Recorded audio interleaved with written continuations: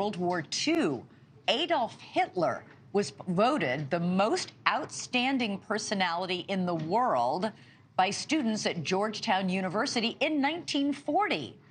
At Princeton University, a year earlier, students voted Hitler as the greatest living person, beating out Albert Einstein and Neville Chamberlain. Keep in mind, that was 2 months after Hitler invaded Poland and sparked what would become our Second World War. Joining us now is Oren Segal, Vice President at the Center on Extremism at the Anti-Defamation League. Oren, thanks so much for being here. What on earth is going on these college campuses? Yeah, it's really disturbing. I mean, the summary that you just gave is actually even just the tip of the iceberg. We have seen over nearly a 400% increase in anti-Semitic incidents reported to us since October 7th. And we were already in this country at all-time highs based on the reporting that we have received. You know, I don't think somebody wakes up and sees what happened on October 7th and then decides all of a sudden to glorify and legitimize the violence against Jews and Israelis, right? This is not a spontaneous reaction that normal people have. It speaks to the fact that some of this anti-Semitism and support for terror is deeply seated, not only in our public discussion, certainly online, but even in the sort of bastions of free speech that we would think that sort of language and rhetoric would not be normalized. Yeah, the Department of Justice and the Department of Homeland Security announced this week that it's cracking down on anti-Semitism on college campuses. The White House said that these were grotesque sentiments and actions that shock the conscience and turn the stomach. Yeah, I mean, listen, we're hearing from students, we're hearing from parents, people around the world, frankly, that are just shocked that places that one would think one would go for an education, for open debate, for, you know, a civilized sort of discussion are being overwhelmed. People are afraid because their classmates are often sharing ideas that legitimize violence, that support the notion that Jews ought to be targeted. Again, this is not 1940, this is 2023.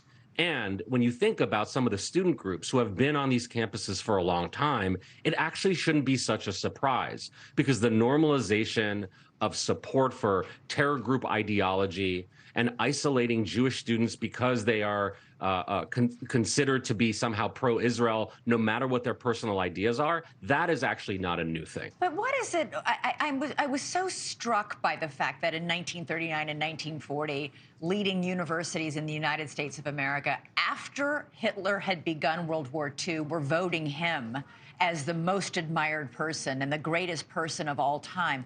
Why do we have this history on these campuses of higher education, where people are supposed to be learning about the world in depth?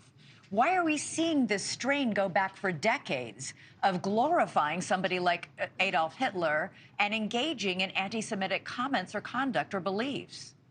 You know, it seems inexplicable, especially today, unlike in the 1940s, where people have access to information and the truth, you know, at a couple of clicks away. But at the same time, those same spaces that, you know, we rely on for information and connectivity are often the places that are spreading disinformation and lies. It's very hard to get at the truth if you're relying on social media feeds for most of your information. And that's where a lot of us, not just younger people, go to. And so I think it's just harder to break the sort of mob of disinformation online and get to the truth. And we're seeing this now play out in real time on our college campuses and frankly elsewhere. Yeah, and by the way, you can be in favor of a two-state solution. You can protest, you know, and be concerned about the plight of Palestinians who might be stuck in Gaza and who were born after Hamas was elected. But to be anti-Semitic and to blame Israel and to call, you know, is one on one campus, you know, is worse than Nazi Germany. It's just shocking to see this. Oren Segal, thank you so much for being with us tonight. Really appreciate having you here. Thank you. Thanks so much for watching. Go to joinnn.com to find NewsNation on your television provider. And don't forget to click the red subscribe button below to get more of NewsNation's fact-driven, unbiased coverage.